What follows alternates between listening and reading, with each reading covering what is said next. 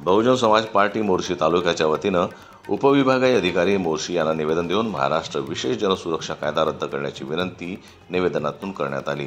त्याचप्रमाणे शेतकऱ्यांना कर्जमाफी देऊन 7/12 कोरा करण्याची मागणी देखील यावेळी करण्यात आली। बहुजन समाज पार्टी मोर्शी तालुका यांच्या वतीनं जनसुरक्षा कायद्याच्या प्रती तहसील कार्यालयाच्या आवारात जाणून होळी करण्यात आली।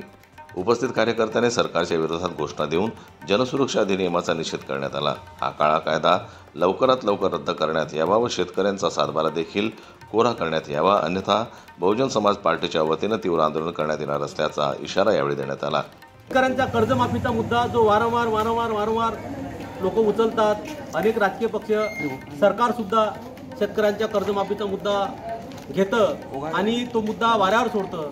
तर आमची एक प्रमुख मागणी अशी आहे की शेतकऱ्यांना सरसकट कर्जमाफी करावी, कारण या देशातला, महाराष्ट्रातलाच नव्हे तर या देशातला शेतकरी वर्ग हा अतिशय नैसर्गिक आणि अस्मानी संकटानं झुंजत चाललेला आहे।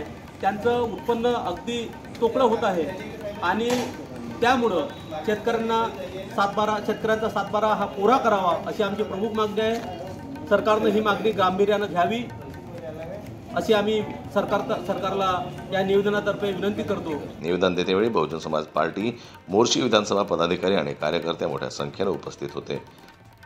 जनमत न्यूज करता मोर्शीहून सोमेश्वर शहाणे यांची रिपोर्ट।